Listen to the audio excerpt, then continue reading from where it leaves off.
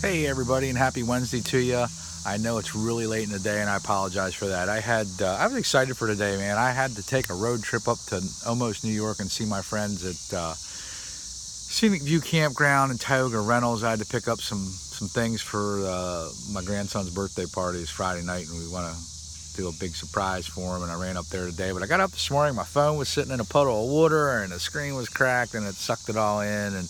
And the phone was working this morning. I thought, cool, because my plan was to get up into God's country there and do my reading there somewhere nice and quiet and peaceful on a mountain, and just have you all enjoy that outdoor scenery and atmosphere with me. And by like 8 o'clock, I was still in the Harrisburg area. My phone the screen was locking up, and it was later in the afternoon, close to 3:30, till I got my hands on a new phone. And then 12 hours of driving, la-di-da-di-da. But hey, it's all good. We're back in business here. I know it's later in the day, but we're on Proverbs chapter number 24, and I'm jumping back to the NIV here because I have that handy in print form. And like I told you yesterday, I've been doing the NLT off my phone, but we're out here at the Lancaster County Park. I still wanted to try and get somewhere out where it was serene for us to do this. You can hear the cicadas in the background, which is cool, but there's also lots of traffic here. It's a whole lot different than sitting up on the mountain. So we're going to give this a try and see how it goes. So Proverbs chapter 24, do not envy wicked men, do not desire their company, for their hearts plot violence and their lips talk about making trouble. So again, the Lord here is just reinforcing some solid wisdom for us in these first couple verses to adhere to. Verse 3 says, by wisdom a house is built, and through understanding it is established. Through knowledge its rooms are filled with rare and beautiful treasures. So I take that as you mature and get wiser, you're going to fill your life up with the things you need. Verse 5 says, a wise man has great power, and a man of knowledge increases strength. For waging war you need guidance, and for victory many advisors. Just reinforcing Proverbs here. Wisdom is too high for a fool. In the assembly at the gate, he has nothing to say.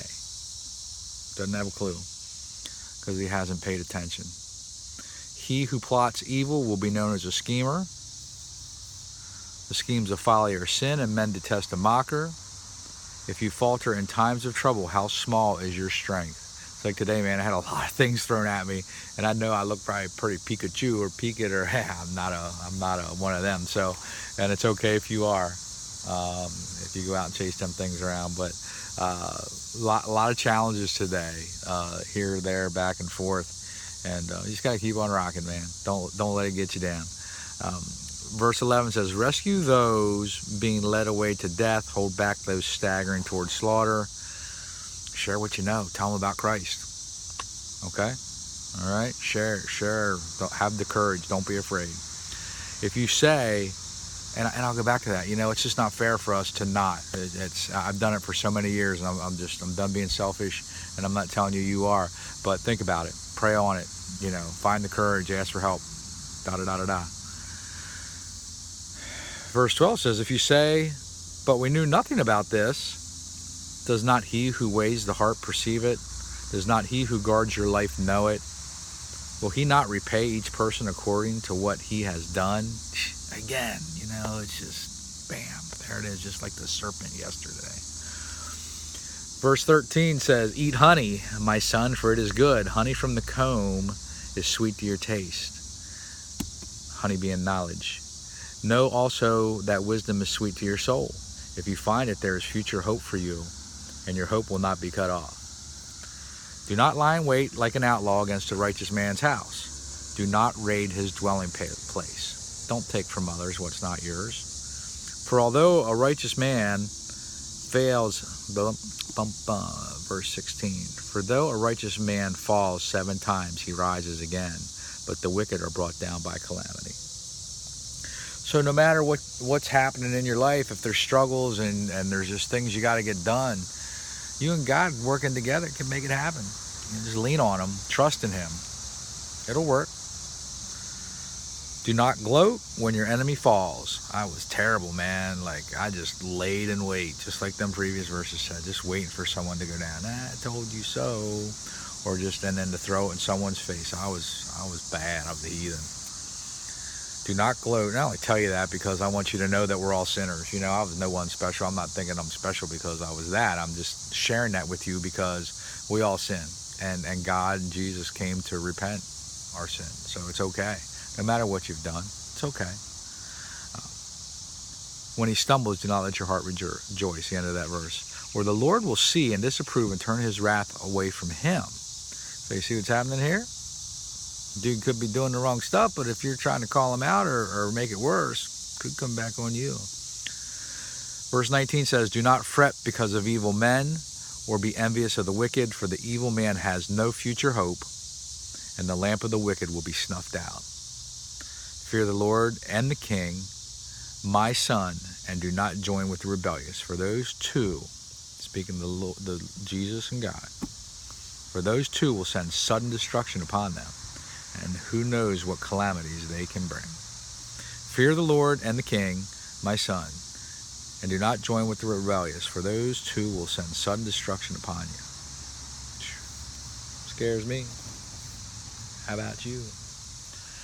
All right, moving on. There's a break here, and it's Further Sayings of the Wise is the new title, and that's right before verse 23, Further Sayings of the Wise. And remember, a couple chapters ago we talked about they were going to give us 30 sayings that we should memorize and have on the tip of our tongues that we can throw out there to help ourselves and we get into situations, and also to help others when they may need it. So Further Sayings of the Wise goes 23 through 34 to end our chapter, so I'm just going to read through them. These also are sayings of the wise. To show partiality in judging is not good. Whoever says to the guilty, you are innocent, peoples will curse him and nations denounce him. But it will go well with those who convict the guilty, and rich blessing will come upon them. Someone's guilty, man, throw them away.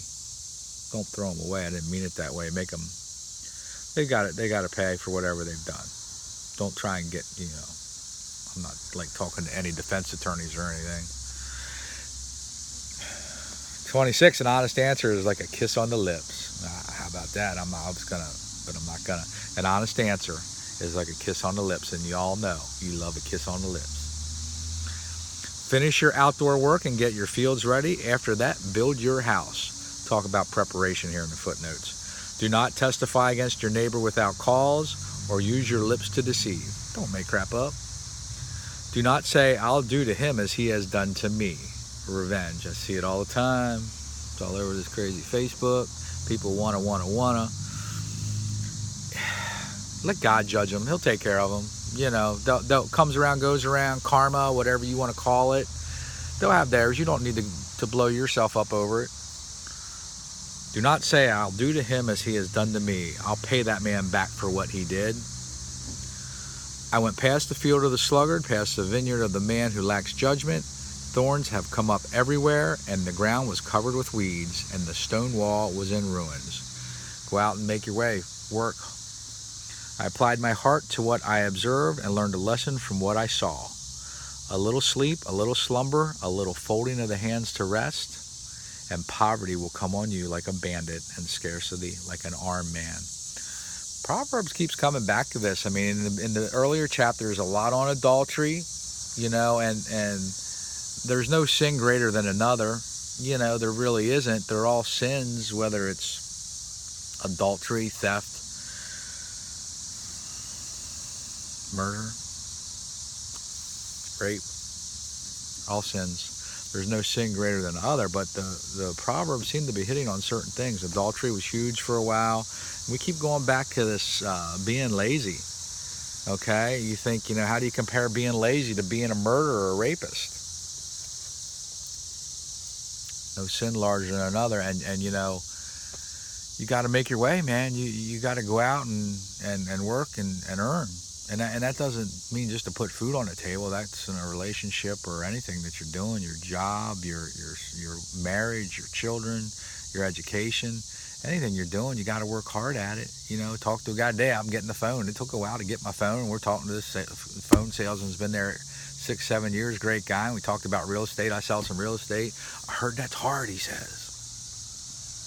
Anyhow, I love you guys. Little little frazzled here at the end of the day, and I apologize. Wish I could have got this up earlier. I love to do this first thing in the morning instead at the end of a 12-hour road trip. But hey, we got it done.